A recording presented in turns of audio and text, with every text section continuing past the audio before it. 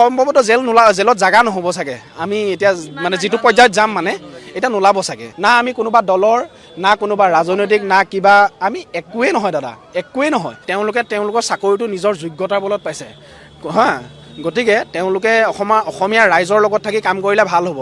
এই মাৰটো আকৌ সদায় খাই নাথাকিম আকৌ। ধৈৰ্যৰ যেতিয়া বান্ধটো ছিগি যাব আমি তেতিয়ালৈকে তেতিয়া মাৰ খাই নাথাকিম আকৌ। তেতিয়া আমি ওলোটাই ৰিয়েক্ট কৰিবলৈ বাধ্য হ'ম যদি আমি বিচৰা মতে নাপাম। এই 24 দিনৰ দিনালৈকে এটা বস্তুৱে দেখি আহিছোঁ সদায়, ৰাতিপুৱা এটা কথা কয়, দুপৰীয়া এটা কথা কয়। আমাৰ মানে যিবিলাক ধৰক হেৰিয়াত থকা নেতাবিলাকৰ কথা কৈছোঁ, এই বস্তুটো মানে তেওঁলোকে ভাবিছে নেকি যে এনেকুৱা এটা হেৰি কৰি থাকিম, তাৰপিছত অসমৰ মানুহখিনিৰ মনৰ পৰা এই বস্তুটো হেৰি কৰি মানে পাহৰাই দিবলৈ তেওঁলোকে এটা চেষ্টা মানে কৰিব পাৰিম বুলি ভাবিছে নেকি? যদি ভাবিছে তেনেকুৱা কিবা এটা কৰিম বুলি, ভুল ভাবিছে। মূৰ্খৰ স্বৰ্গত বাস কৰি আছে তেতিয়াহ'লে, ডাইৰেক্ট কথা সেইটো হা। এইটো জুবিনদাৰ এই বিষয়টো আমি কেতিয়াও নাপাহৰোঁ। যিদিনাখনলৈকে আমি সঠিকৰ পৰা সঠিকটো আমি নাপাম তেতিয়ালৈকে নাপাহৰোঁ। আৰু জুবিনদা কোনোবা বোলে সাধাৰণ মানুহ এজন নাছিলেতো, এজন ঈশ্বৰ পুৰুষ আছিলে। গতিকে ঈশ্বৰ পুৰুষৰ কাৰণে আমি নিজে মাৰ খাবলৈ ৰেডি আছোঁ, মৰিবৰ কাৰণে ৰেডি আছোঁ, জেলত যাবৰ কাৰণে ৰেডি আছোঁ। যেনেকৈ আজি ভিক্টৰ অজিত এইটো আমাৰ অজয় ফুকন সোমাই আছে, আমি ৰেডি আছোঁ সেইটো কাৰণে। আৰু সম্ভৱতঃ জেলত জাগা নহ'ব চাগে। আমি এতিয়া মানে যিটো পৰ্যায়ত যাম মানে এতিয়া নোলাব চাগে, জাগা নহ'ব জেলত। গতিকে হিমন্ত বিশ্ব শৰ্মা ছাৰলৈ এটা একদম বিনম্ৰতাৰে অনুৰোধ কৰিছোঁ যাতে আইনৰ সুৰুঙাৰে কোনো পধ্যে কেতিয়াও ওলাই আহিব নোৱাৰে আৰু যাতে ন্যায়টো আমি একদম পূৰা নিৰপেক্ষ হিচাপে পাওঁ। আদাৰৱাইজ সিহঁতি জেলৰ পৰা বাহিৰত ওলাই আহি পেলাই শান্তি নাপাব আকৌ। সিহঁতক য'তে দেখোঁ ত'তে পিটিম আকৌ, একদম চিধা কথা সেইটো।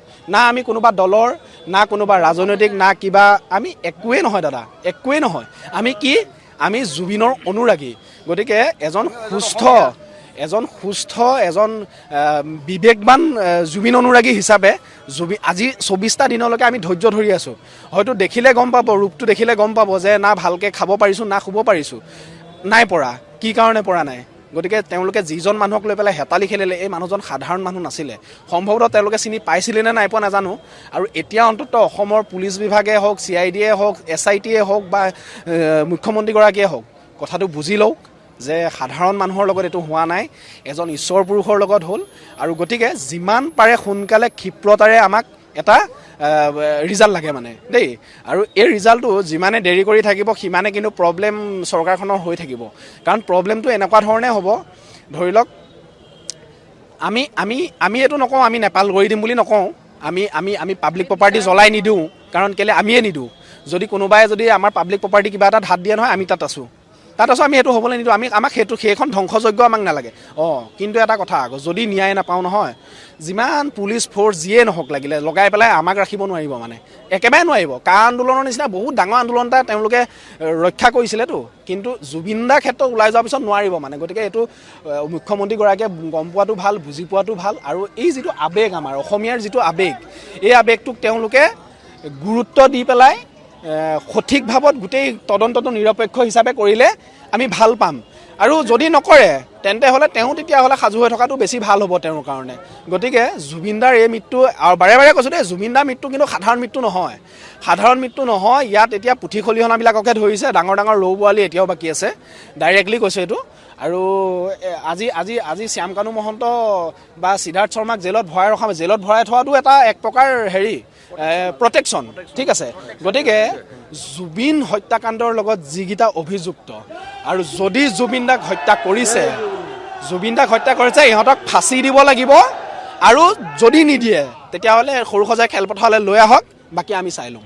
একদম পাব্লিকৰ 3 কোটি জনসাধাৰণ আছোঁ, 3 কোটি জনসাধাৰণ চাই ল'ম আমি। যদি আইনে নিদিয়ে তেন্তে তেওঁলোক সৰু সজাই ষ্টেডিয়ামৰ মাজত বান্ধি থওক আৰু প্ৰতিজন অসমীয়াক 100 মাৰিব দিয়ক, বাছ। আমাক লাগে ন্যায়।